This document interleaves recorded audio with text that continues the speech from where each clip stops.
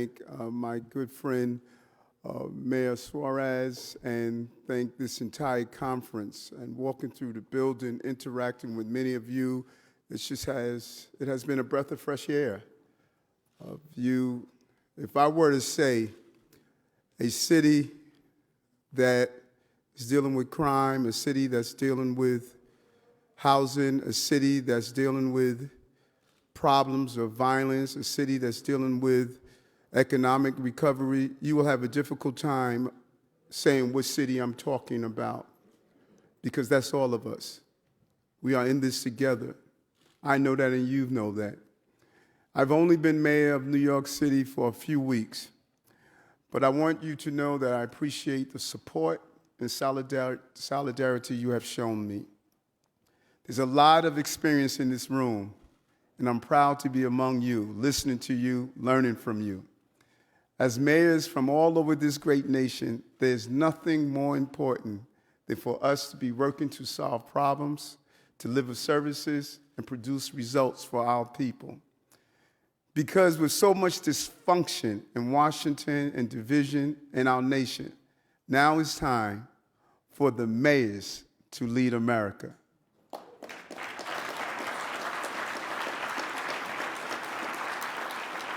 Over the last 2 years, we have seen exactly how important this urban civic leadership is to the entire country.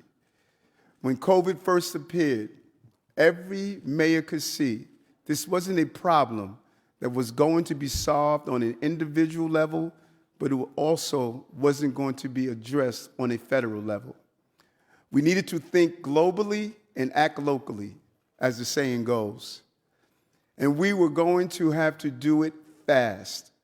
The pandemic shows us that we didn't have a lot of space for political debates and ideological rhetoric. We were going to have to make decisions in real time. What we needed was to be radically practical. Radically practical. But to make these decisions and put them into play, we also needed leadership. And you, my fellow mayors, provided that leadership when we needed it the most. Thanks to you, the 80% of Americans who lived in cities got the guidance they needed to protect each other from the spread of COVID. And during the worst months of the crisis, we were able to keep our cities going because our municipal workforce, our essential workers, stepped up and kept up. And when the vaccine became available, you made sure that your city workforce was marshaled to distribute that life-saving miracle shot to everyone who wanted it. Thanks to you, our cities kept on functioning, and America was shown a path to recovery. But inaction by our federal government now darkens that path at a critical moment. The COVID crisis exposed problems that have been with us for far too long. People are ready to rebuild, but we can't just go back to the way things were done. We can't keep governing from crisis to crisis. We have to look at the rot that was exposed at the foundation of our society. We can't just put drywall over it and pretend we didn't see it. And we must acknowledge these truths and speak clearly to our citizens. We can't pretend our working class people are getting a fair shake and a fair wage when going to life without that. We can't pretend that our streets and subways are safe when people can see that guns and violence are killing people every day. We have to stop that. Yesterday, an 11-month-old baby in New York City was shot. We can't pretend our kids are getting an equality education when so many have fallen behind.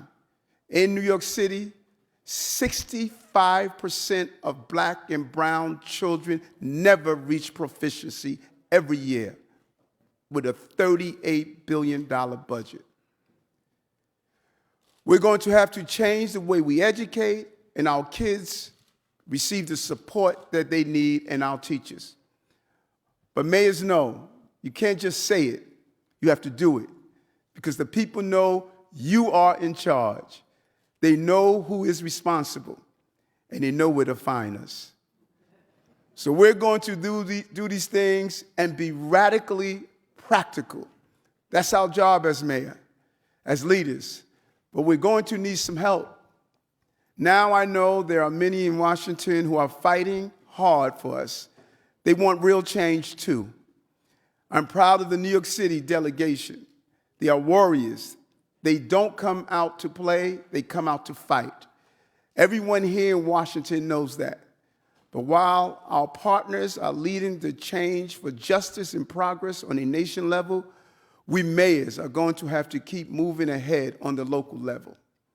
And we're going to need to set an example for the federal level.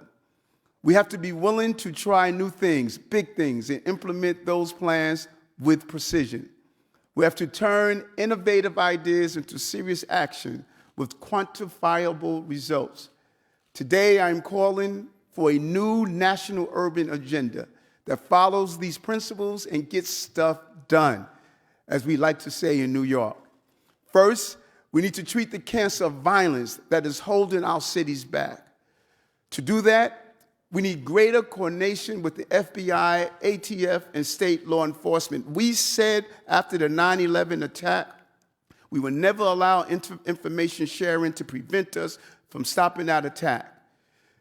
We see terror every day in the inner cities. That same coordination that stopped planes from flying in our buildings must be used to stop bullets from carving highways of death in our country, particularly in black and brown and poorer communities. Let's show that same energy.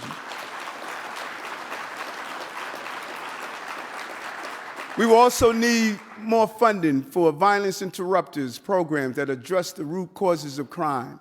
That means more resources for skill training, job placement, and youth mentoring. You can't have a country where it's predicted that 30% of the men and women in jail are dyslexic and 55% of the prisoners in Rikers Island have learning disabilities. If you don't educate, you will incarcerate, and we have placed too many young people on a pathway of incarceration instead of education. Next, we need dollars for child care. Any working class or low-income parent who cannot work because they cannot find affordable child care would be trapped in a negative economic cycle forever, particularly women. If you want to uplift women, let them have quality child care for their babies to do so. With the child care initiative put forward by the White House and majorities in both houses of Congress, we can free them from that cycle. And finally, we need even more infrastructure investment that we received in last year's historic legislations. Cities are highly efficient users of government investments in housing, transportation, and environmental improvements. And we need the jobs that pay and provided through this important infrastructure investment. Public safety, child care, infrastructure, this is how we create safer, more prosperous cities as we recover. This is how we bring our country back. That's being radically practical. That's what I campaigned on, and that's what I'm going to deliver for New Yorkers. As you all know, being a mayor is hands-on work. You have to meet people where they are. You can't pretend it's someone else's job. And that's what's so great about being a mayor in this city and country. We can make a difference globally, locally, personally. As my administration gets underway, I look forward to getting to know many of you better. I know we can work together on solutions for our big urban challenges. Let's share our creative inspiration and reality-based solution. Let's move forward into a future where we can combine the latest in technology with the social innovations that people are yearning for. Let's pull together, let's plan together, let's lead this nation by example. We can be radically practical. Nowhere else on the globe is America's dream attached to his name. There's no German dream, there's no French dream, there's no Polish dream, but damn it, there's an American dream. And too many people are living in the nightmare. On this day, my colleagues across the country, let's make sure that alarm clocks rings throughout our communities and allow everyone to enjoy this beauty we call the American dream. I appreciate you, I love you, and I thank you.